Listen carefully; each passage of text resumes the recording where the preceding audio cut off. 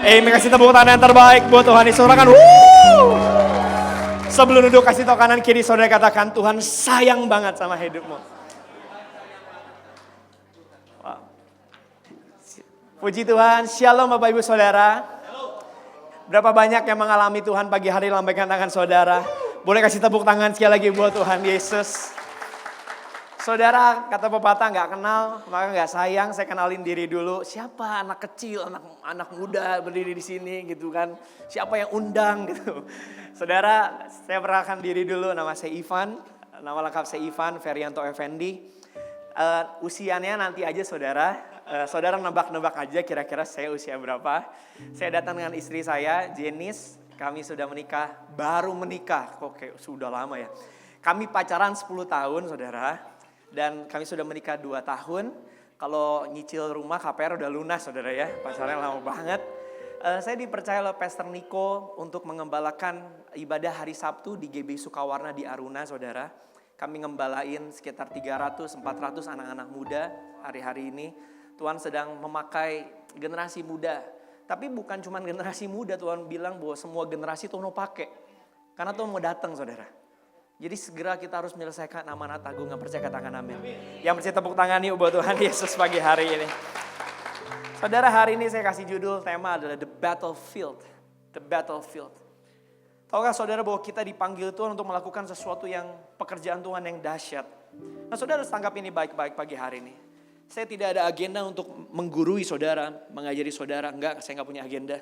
Saya hanya sekedar mau share apa yang menjadi kerinduan Tuhan pagi hari ini. Saya tahu saudara punya lebih banyak pengalaman dari saya. Jadi dengan segala kerendahan hati saya tidak mengajari saudara, tetapi saya hanya berbagi kebenaran. Saudara tangkap ini baik-baik. Sadarkah kita saudara bahwa tujuan hidup kita itu gak sesempit ini saudara. Kerja, menikah, kaya raya, punya banyak bisnis, punya anak, punya cucu, keliling dunia, traveling. Kemudian dipanggil Tuhan. Saudara, tujuan hidup kita gak sesempit itu. Apakah benar bahwa tujuan hidup kita adalah untuk jadi kaya raya saudara? Apakah benar tujuan hidup kita hanya sekedar punya banyak gelar dalam hidup kita? Apakah benar tujuan hidup kita adalah punya banyak aset, punya banyak bisnis, pergi keliling dunia? Apakah benar itu tujuan hidup kita? Saudara, saya percaya bahwa tujuan hidup kita tidak sesempit itu. Katakan amin. Saudara, gak ada yang salah dengan menjadi kaya, punya banyak gelar, dikenal banyak orang, punya banyak bisnis. Saudara, tidak ada yang salah dengan itu. Tuhan minta kita excellent selama kita hidup, katakan amin. Tetapi saya mau ajak saudara untuk melihat bahwa tujuan hidup kita gak sesempit itu saudara. Kita dipanggil Tuhan untuk mengerjakan tujuan yang jauh lebih besar dan jauh lebih mulia, katakan amin. Tuhan punya tujuan untuk tidak hanya sekedar tujuan yang tadi saya sampaikan buat saudara. Tetapi Tuhan meminta kita untuk mengerjakan tujuan yang jauh lebih besar. Ada panggilan ilahi yang Tuhan taruh dalam kehidupan kita. Saudara percaya gak kalau tidak ada satupun yang kebetulan di bawah kolong langit ini? Saudara gak kebetulan punya suami kayak suami saudara hari ini. Saudara gak kebetulan punya istri, punya anak-anak seperti istri dan anak-anak saudara hari ini. Saudara gak kebetulan Tuhan taruh di pekerjaan yang saudara punya hari ini. Tuhan gak kebetulan. Tapi Tuhan punya rencana dan tujuan. Bukannya sekedar menjadi kaya, hebat, bukan. Tetapi saudara tangkap ini bahwa kita dipanggil bukan untuk mengejar tujuan duniawi. Tetapi kita dipanggil untuk menyelesaikan tujuan surgawi. Kenapa saya katakan ini saudara? Karena Filipi 3 ayat 20 firman Tuhan berkata begini. Karena keluargaan kita ini saudara adalah di dalam sorga. Bapak Ibu mari tangkap ini. Keluargaan saudara bukan Indonesia sebenarnya. Keluargaan saudara bukan Asia. Keluargaan saudara bukan dunia. Firman Tuhan berkata keluargaan kita adalah keluargaan sorga. Saudara adalah utusan sorga yang sedang ada di dunia. Saudara tangkap ini baik-baik. Saudara dipanggil bukan untuk mengejar tujuan dunia. Tetapi kita ini loh saudara, utusannya sorga yang sedang ada di dunia.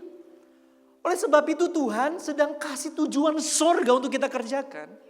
Dan kita jangan sampai teralihkan hanya untuk mengejar tujuan dunia. Karena semua kekayaan, semua bisnis yang saudara coba kejar, semua title yang saudara coba kejar, suatu hari nanti hanya menjadi sesuatu yang kita tinggalkan di bumi.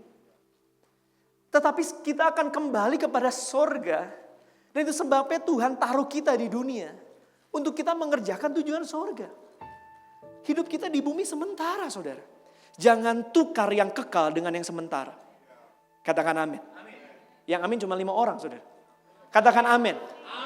Jangan tukar yang kekal dengan yang sementara. Mari kita garis bawah itu. Oleh sebab itu kita dipanggil Tuhan untuk mengerjakan tujuan sorga. Nah saudara mungkin bertanya, apa tujuan Tuhan, apa tujuan sorgawi yang Tuhan kasih buat kita? Nah saudara sering membaca ini. Ketika Yesus sedang terangkat ke sorga, dia memberikan satu tujuan, satu tugas buat setiap kita. Saudara sering mendengar ini, Kisah Para Rasul 1 ayat 8. Saya bacakan buat saudara. Ketika Yesus sedang naik ke atas sorga, saudara, dia memberikan satu tugas, dia berkata begini. Tetapi kamu akan menerima kuasa kalau Roh Kudus turun ke atas kamu. Dan kamu akan menjadi saksiku di Yerusalem, Yudea, Samaria, dan sampai ke ujung bumi. Saudara, ketika Yesus naik ke atas sorga, dia memberikan sebuah tujuan yang sangat spesifik kepada kita. Dia berkata kamu akan terima kuasa kalau Roh Kudus turun. Nah saudara, pagi hari ini mari kita tangkap baik-baik. Saudara harus mengerti bahwa ketika Roh Kudus dicurahkan buat setiap kita, itu bukan buat keren-kerenan, saudara. Ketika Roh Kudus dicurahkan, dilepaskan buat saudara dan saya. Firman Tuhan gak berkata begini, kamu akan terima kuasa, kamu akan terima Roh Kudus, dan doamu akan lebih dijawab Tuhan. Alkitab gak bilang gitu, Yesus gak bilang gitu. Yesus gak bilang kamu akan dapat Roh Kudus, terima Roh Kudus. Dan kamu akan lebih punya akses untuk minta apapun yang kamu kehendaki. Yesus gak bilang gitu, saudara. Yesus bilang kita akan terima kuasa, kita akan terima Roh Kudus. Untuk apa? Jadi saksi. Saudara, saya mau berkata bahwa Roh Kudus dicurahkan bukan untuk konsumsi pribadi. Roh Kudus dicurahkan untuk kita pergi jadi saksi. Katakan amin. Yang percaya tepuk tangan yuk buat Tuhan Yesus. Saudara minta Roh Kudus. Di hari Pentakosta saudara minta Roh Kudus penuh atas kita. Seringkali kita berpikir bahwa itu buat saya. Saudara tangkap ini baik-baik. Roh Kudus kasih buat kita, saudara. Itu bukan buat konsumsi kita. Roh Kudus diberikan buat kita. Cuman satu tujuannya. Supaya kita pergi jadi saksi. Wow. Yerusalem, Yudea, Samaria, ujung bumi. Itu tujuannya. Wah ini waktu saya dapat ini, saudara. Saya bertobat, saudara. Saya pikir Roh Kudus itu supaya saya lebih. Wah saya dapat apa yang saya mau. Salah, saudara. Roh Kudus dicurahkan supaya kita. Banyak orang, saudara. Punya kuasa, punya Roh Kudus. Tapi kita tanya kenapa gak pernah teraktivasi ya. Cuman satu. Karena kita gak pernah pergi jadi saksi. Kuasa itu teraktivasi justru ketika kita pergi jadi saksi. Kalau saudara mau mengalami kuasa Roh Kudus, gak ada yang lain selain saudara pergi jadi saksi. Karena Roh Kudus bukan untuk konsumsi pribadi. Saudara harus tangkap ini baik-baik. Saudara waktu kita pergi, ketika kita pergi jadi saksi, ada satu identitas yang harus kita bawa. Matius 5 firman Tuhan berkata begini, saya bacakan buat saudara. Yesus berkata kepada setiap murid-muridnya. Bahkan saudara saya mau berkata begini. Waktu Yesus berkata ayat ini. Yesus tuh gak lagi cuma ngomong di depan murid-muridnya. Ketika Yesus berkata bahwa di ayat ini yang kita baca saudara. Dia itu berkata kepada banyak orang hari itu. Ada orang yang dari Dekapolis. Ada yang dari sekitar Yerusalem. Datang mendengar perkataan ini. Jadi identitas ini saudara. Saya mau berkata bahwa ini identitas bukan hanya untuk hanya sekedar eksklusif untuk murid-murid. Tapi ini identitas untuk kita semua. Dan Yesus berkata begini, identitas itu adalah, dia berkata, kamu adalah garam dunia. Jika garam itu menjadi tawar, dengan apa ia diasinkan? tidak ada lagi gunanya selain dibuang dan injak orang. Lalu Yesus berkata, kamu adalah terang dunia. Kota yang terletak di atas gunung gak mungkin tersembunyi. Saudara tangkap ini pagi hari ini. Saudara gak usah kejar promosi. Yang saudara harus kejar adalah menjadi terang dan hidup seperti Kristus. Kalau saudara jadi terang, promosi itu datang dari Tuhan. Karena firman Tuhan berkata, kalau kita terang, kita gak mungkin disembunyikan. Terang itu pasti ditaruh di atas gunung. Dan semua orang bisa lihat. Saya mau berkata, jangan kejar sesuatu yang bisa datang sendiri. Promosi, apapun itu saudara. Saudara gak usah kejar. Saudara cukup hidup sama seperti Yesus hidup.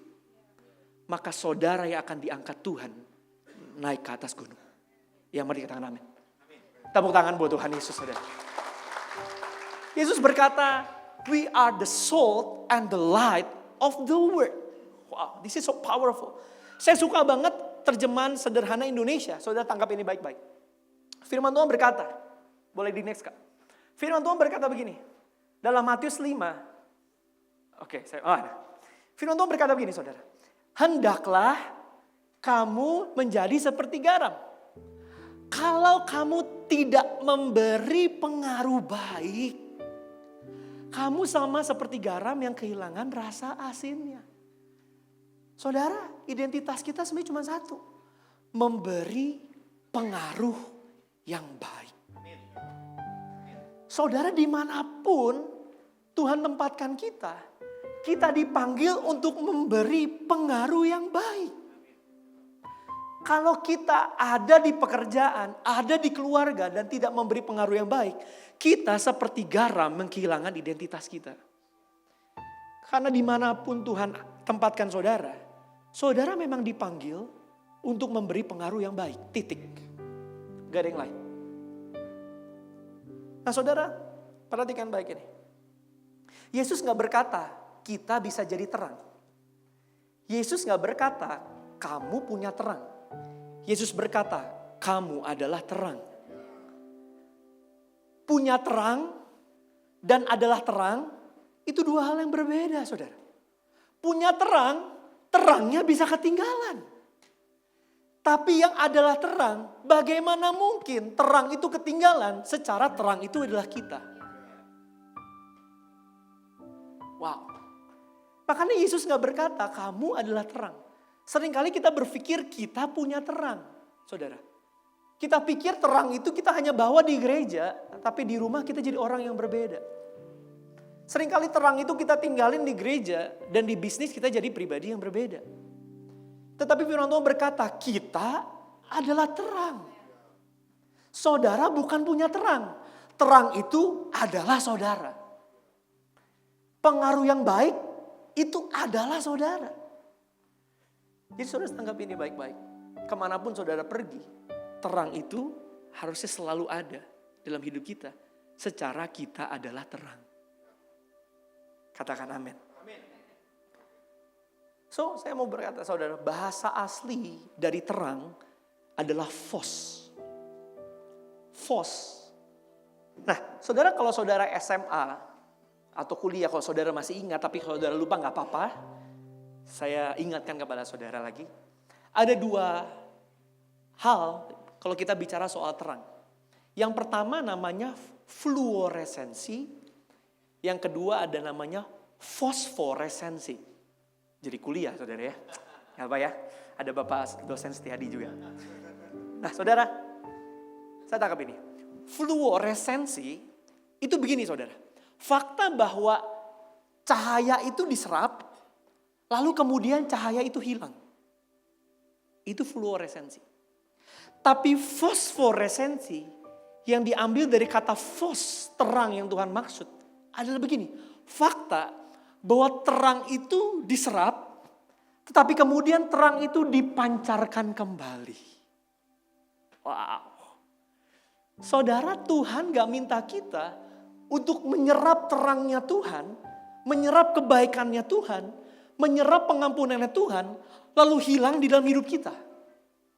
Tapi Tuhan minta kita untuk menyerap semua kebaikan, pengampunan, kasih Tuhan dalam kehidupan kita. Lalu kemudian kita pancarkan kembali kepada orang lain. Itu maksudnya terang. Banyak anak Tuhan hanya ambil kebaikan Tuhan, lalu dinikmati sendirian. Tapi yang maksudnya jadi terang. Kita terima kebaikan Tuhan, lalu kita pancarkan kembali kepada orang lain. Itu terang dunia. Yang percaya katakan amin. Yang percaya tepuk tangan buat Tuhan Yesus. Saudara, banyak orang suka mainin kalimat ini. Lihat Tuhan aja, jangan lihat saya. Sering dengar saudara? Orang bilang gini, jangan lihat saya, lihat Tuhan aja. Nah saudara, tangkap konsepnya. Gimana konsepnya? Orang bisa punya akses tol ke sorga, intip Tuhan sebentar, lalu turun lagi ke bumi. Ada yang bisa saudara? Gak ada. Konsep yang benar adalah begini. Kalau orang mau lihat Yesus, orang harus lihat saya. Saudara jangan berlindung di balik, lihat Tuhan aja, jangan lihat saya. Orang gak punya akses untuk lihat Yesus. Yesus tidak hadir secara fisik hari ini. 2000 tahun yang lalu, ya dia hadir secara fisik. Tapi hari ini kita gak punya akses untuk lihat Yesus secara fisik. Oleh sebab itu kenapa Tuhan utus kita hari ini? Supaya orang bisa lihat Yesus lewat hidup kita. Jadi kalau suami saudara mau lihat Yesus, mereka harus lihat saudara. Kalau papa mama kita mau lihat Yesus, mereka harus lihat kita.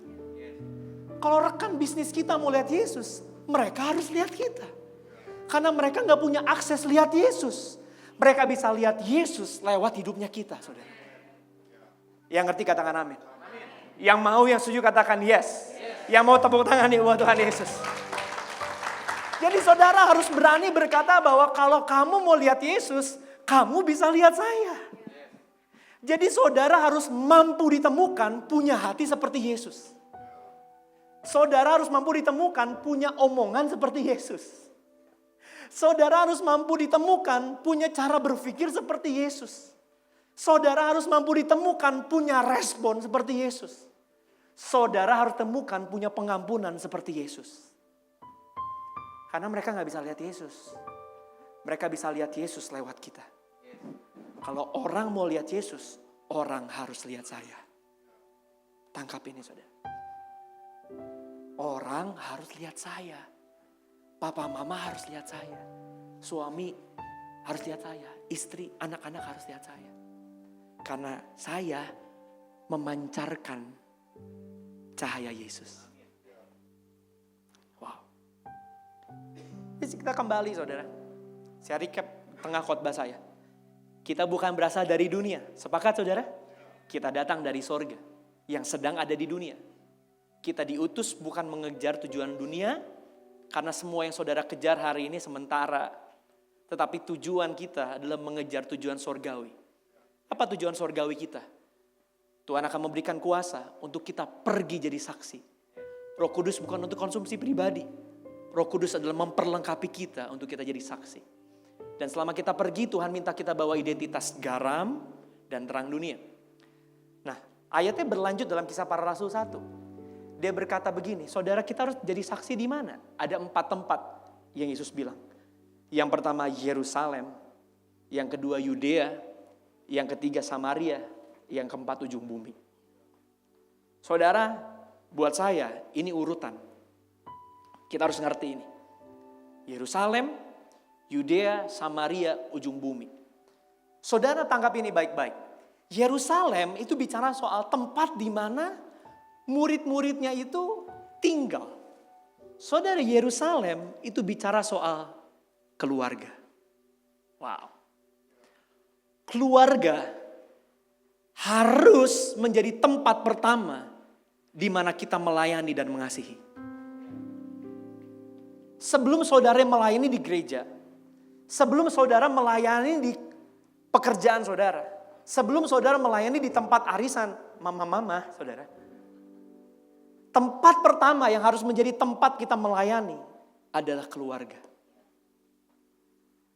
Banyak orang melarikan diri dari keluarga, dari rumah. Karena ngerasa bahwa rumah bukan tempat saya melayani. Gereja tempat saya melayani. Saudara salah besar.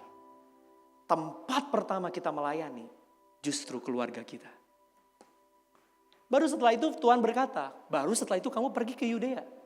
Yudea bicara soal sekitar Yerusalem. Baru setelah itu bicara soal gereja, komunitas, pekerjaan saudara. Tadi arisan mama-mama. Nah itu baru kedua saudara. Tapi yang pertama, Yerusalem. Yang ketiga, Samaria. Samaria itu adalah wilayah yang sangat berbeda dengan Yerusalem, dengan orang Yahudi. Makanya orang sering bilang itu musuh. Berbeda banget. Nah ternyata Tuhan panggil kita bukan hanya untuk melayani orang yang kita suka. Tapi Tuhan panggil kita untuk melayani orang yang menganggap kita musuh mereka. Orang yang kita paling gak suka, Tuhan panggil kita untuk melayani mereka loh saudara. Orang yang berbeda banget sama kita. Yang bentrok terus sama kita. Ternyata Tuhan panggil kita untuk melayani mereka juga. Baru setelah itu ujung bumi. Tangkapnya baik-baik. Tapi ini saya gak mau bahas yang lain. Saya cuma mau bahas yang paling esensi. Yaitu Yerusalem. Keluarga. Karena banyak orang melarikan diri dari melayani keluarganya. Banyak orang gak suka melayani keluarganya. Saudara, saya suka banget kenapa Yerusalem Tuhan kasih di nomor 1. Karena justru saudara, Yerusalem adalah tempat yang paling susah untuk kita melayani. Karena kita udah tahu banget borok-boroknya kayak apa. Kita udah tahu hancur-hancurnya seperti apa. Kita udah tahu kurang-kurangnya keluarga kita kayak apa. Benar gak saudara? Justru itu tempat yang paling susah untuk kita melayani. Kita udah tahu banget lah seperti apa buruk-buruknya suami kita. Kurang-kurangnya istri kita. Kita udah tahu. Saya 10 tahun pacaran sama Jenis. Kemudian kami menikah. Saya udah tahu banget. Saudara, bagaimana dia orang yang paling clumsy di dunia. Megang apa juga pasti jatuh saudara. Ada aja gebrakan dramanya lucu-lucu lah pokoknya saudara kalau saya cerita. Saya udah tahu banget kekurangannya. Seperti apa saya tahu banget. Saudara tinggal dengan suami, istri, saudara, anak-anak, papa, mama, saudara. Saudara tahu betul seperti apa kekurangan mereka. Justru itu menjadi tempat yang paling susah untuk kita melayani. Tapi justru itu tempat pertama yang Tuhan minta untuk kita menyebarkan kasih Kristus. Dan kebaikan Kristus. Saudara memang gak bisa milih keluarga saudara. Mungkin saudara lahir, tinggal dengan keluarga yang tidak sempurna. Saudara berada di keluarga yang tidak ideal menurut saudara. Saudara berkata suami saya gak ideal. Istri saya gak ideal. Anak saya gak bisa saya banggain. Papa mama saya bukan papa mama yang bisa saya harapin. Mungkin saudara berkata demikian. Saudara sedang ada di tengah keluarga yang tidak ideal. Tetapi tangkap ini pagi hari ini saudara. Tetapi saudara punya Tuhan yang sempurna. Saudara sedang ada di keluarga yang tidak sempurna. Keluarga yang harusnya menjadi keluarga yang membanggakan. Tetapi ternyata banyak luka lahir dari rumah. Malah banyak luka lahir dari orang terdekat kita. Tapi saudara kita dipanggil justru untuk melayani mereka. Bukan untuk pergi dari keluarga kita. Tapi kita diminta untuk menjadi tempat pertama untuk mereka melihat Yesus lewat hidup kita. Yang percaya katakan amin. Yang percaya tepuk tangan nih buat Tuhan Yesus. Wow. Saudara ada seorang anak laki-laki bernama Max. Dia satu hal yang paling dia suka adalah dia pengen banget punya peliharaan anjing kecil. Nah suatu kali orang tuanya di hari Natal memberikan dia sebuah kado. Dan kemudian ketika dia buka kadonya ternyata dia dapat seekor anjing kecil. Lucu banget, gemes banget. Wah dia happy banget. Lalu dia kasih nama anjing itu adalah Liz. Dia main kemana-mana dibawa, saudara yang punya dogi pasti tahu rasanya happy-nya. Dibawa kemana-mana, dimandiin, wah dibawa tidur ke tempat tidur, main bareng, senang banget rasanya. Karena itu sesuatu yang sangat dia nanti-nantikan. Minggu berjalan, bulan berjalan saudara. Anjing kecil ini, Liz ini tetap menjadi teman buat Max. Tetapi suasananya jadi berubah. Perasaannya berubah. Dari anjing kecil yang lucu, tiba-tiba Liz berubah menjadi anjing kecil yang sering banget gonggong. Dia pribadi yang berubah. Wah, gonggong terus. Dan Max nih, kenapa ya nih anjing kecil ini, Liz ini selalu lapar gitu. Wah, perasaannya mulai berubah, saudara. Yang tadinya lucu jadi mengganggu, saudara. Wah, berubah. Lalu papa mamahnya datang kepada Max dan selalu mengingetin begini, Max, rawat anjingmu baik-baik ya. Itu anjingmu. Wah, saudara, 2 kata itu beban buat Max. Karena buat Max gini, aku gak keberatan dibilang itu anjingku kalau Liz adalah anjing yang baik. Kalau anjing penurut. Kalau anjing kecil yang aku idam-idamkan. Tapi hari ini Liz berubah menjadi seekor anjing yang sangat nakal dan sangat mengganggu. Dan kata itu anjingmu, itu begitu membebani dan melukai buat Max. Dia menyadari bahwa honeymoon sudah selesai. Dia melihat bahwa Liz, anjing kecil itu berubah dari sebuah pilihan menjadi tanggung jawab. Dari sebuah anjing kecil kesukaan menjadi sesuatu yang harus dia kerjakan. Saudara, mungkin saudara menempel satu keterikatan di hati saudara. Dan orang berkata bahwa itu keluargamu, itu istrimu, itu suamimu, itu papa mamamu, itu anakmu. Saudara berkata bahwa aku gak keberatan dibilang begitu kalau keluargaku ideal. Kalau suamiku adalah suami yang bisa dibanggakan. Kalau istriku adalah bukan istri yang mementingkan diri sendiri. Kalau anak-anakku bukan anak-anak yang gak bisa diatur. Aku gak keberatan. Tapi rasanya kalimat itu keluargamu menjadi sesuatu yang sangat mengikat dan jadi beban. Tetapi hari ini kalau saudara mengalami hal itu, saya berdoa biar firman Tuhan pagi hari ini memerdekakan saudara. Ada satu kisah, saya boleh minta setia dia untuk bantu saya ke depan. Saudara, bukan saudara sendiri yang mengalami ini. Tetapi Yesus pernah mengalami momen ini.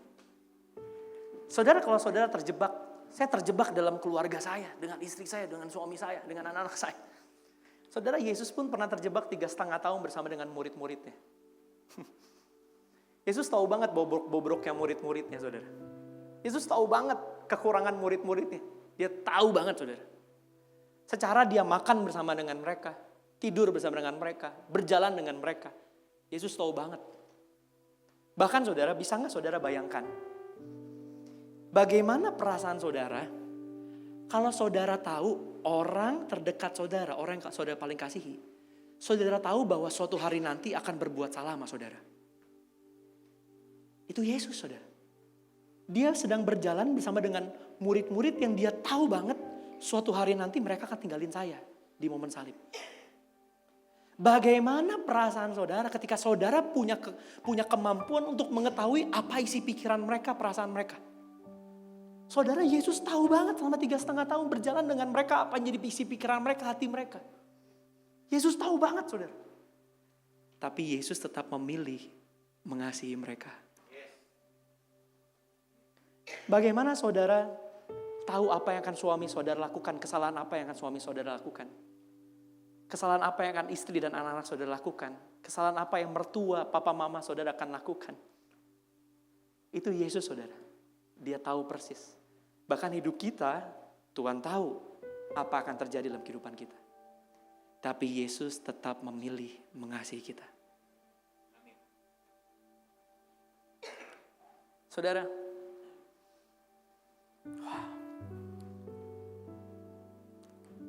ada satu dari seluruh kisah di Alkitab selama Yesus ada di muka bumi. Saya paling mencintai momen di mana Yesus membasuh kaki para muridnya. Buat saya itu momen yang sangat indah. Dan izinkan saya menutup ini, saudara, pagi hari ini. Saudara, ketika Di zaman Yesus, saya cerita dulu backgroundnya. Di zaman Yesus, kalau ada orang mengundang makan, maka sang tuan rumah punya kewajiban untuk menyediakan pelayan untuk membasuh kaki para tamunya. Itu terjadi di zaman Yesus. Nah, saudara harus tahu bahwa di zaman Yesus pelayan itu ada tingkatannya. Dan yang mencuci kaki adalah mereka yang di tingkat paling rendah. Bayangin, udah pelayan, tapi pelayan yang tingkatnya paling rendah. Nah, itu yang cuci kaki. Nah, malam itu saudara, ketika murid-murid yang masuk ke dalam rumah untuk perjamuan makan, murid-muridnya tidak melihat ada pelayan. Yang mereka lihat hanya berdiri seorang raja segala raja. Dengan memegang sebuah handuk di tangannya. Mereka duduk, semua murid-muridnya duduk. Dan kemudian Yesus mulai merendahkan hatinya. Dan mulai satu persatu dibasuh kakinya, saudara. Yesus basuh satu persatu. Tidak terkecuali. Saudara, ini yang menarik. Yesus sebenarnya tahu kemana 24 kaki ini akan melangkah. Yesus tahu banget. Beberapa momen lagi, ini 24 kaki. Beberapa kaki diantaranya akan lari pertama meninggalkan Yesus ketika Yesus ditangkap. Beberapa kaki akan menjadi kaki yang lari paling cepat untuk meninggalkan Yesus ketika Yesus ditangkap. Dan ada sepasang kaki yang bernama Yudas, yang gak usah tunggu besok, malam itu juga akan pergi kepada imam dan jual Yesus. Tapi saudara tangkap ini. Sekalipun Yesus sudah tahu kesalahan mereka, Yesus tetap membasuh kaki mereka. Wah. Saya tidak menemukan dalam terjemahan manapun di Alkitab yang berkata begini. Yesus membasuh kaki murid-muridnya kecuali Yudas. Tidak ada. Yesus mencuci semua kaki murid-muridnya. Bahkan seorang yang akan mengkhianati dan menjual Yesus.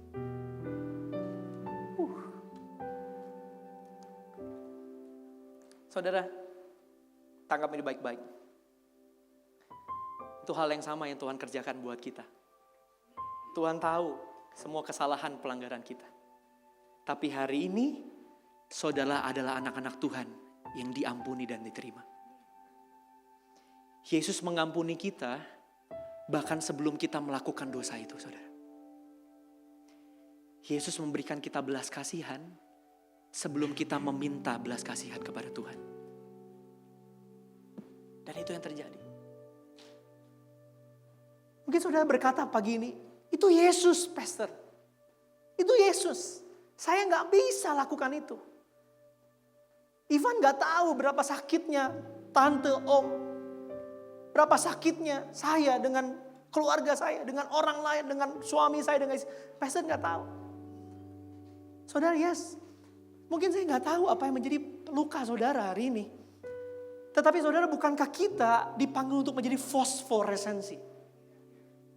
Di mana sebenarnya kita juga gak layak diampuni saudara. Tetapi saudara tetap menerima pengampunannya Tuhan. Sebenarnya kita juga gak layak dikasihi saudara. Tetapi saudara tetap dikasihi Tuhan. Sebenarnya kita juga gak layak terima belas kasihan. Tetapi Tuhan tetap memberikan belas kasihan kepada saudara. Itu sebabnya Yesus mengambil posisi paling hina malam hari itu. Di depan murid-murid Yesus saudara. Diambil yang paling hina. Untuk apa saudara? Supaya kita pun mengambil respon yang sama hari ini.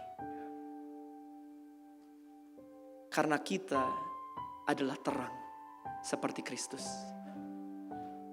Sekali lagi saya ingatkan, kalau orang mau lihat Yesus, orang harus lihat saya dengan posisi seperti ini. Mungkin saudara berkata bahwa saya gak pernah mulai luka ini. Bukan saya yang salah. Mungkin saudara bilang gitu. Bukan saya yang memulai pertengkaran ini, perselingkuhan. Bukan saya yang mulai luka ini, Pastor. Saudara tahukah bahwa Yesus juga yang gak pernah memulai semua itu? Yesus gak pernah mulai, saudara. Bahkan kalau kita harus jujur, di momen malam itu, cuman satu pribadi yang layak untuk dibasuh kakinya, namanya Yesus. Tapi Yesus memilih untuk melayani, bukan dilayani. Saudara mungkin saudara berkata, bukan saya yang salah. Yes. Saudara memang bukan saudara yang memulai luka ini. Tetapi ini teladan Yesus. Beban yang paling berat memang dipikul oleh mereka yang lebih kuat.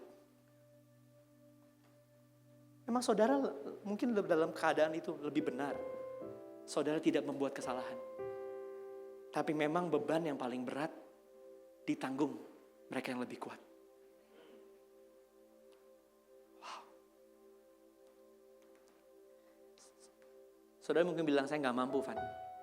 Itu kenapa Roh Kudus dicurahkan buat setiap kita. Supaya tadinya kita gak mampu, jadi mampu, saudara. Saudara yang berkata, saya gak bisa ngampunin. Saudara jadi bisa ngampunin. Karena Roh Kudus dan kuasanya dicurahkan buat kita. Karena kasih dan kuasanya dicurahkan bukan untuk konsumsi pribadi. Tapi kita terima itu untuk kita memberikan pengampunan yang sama kepada orang lain. Mengampuni istri saudara, mengampuni suami saudara, mengampuni anak orang tua saudara. Wow. Dan saudara, saya akan tutup dengan ini.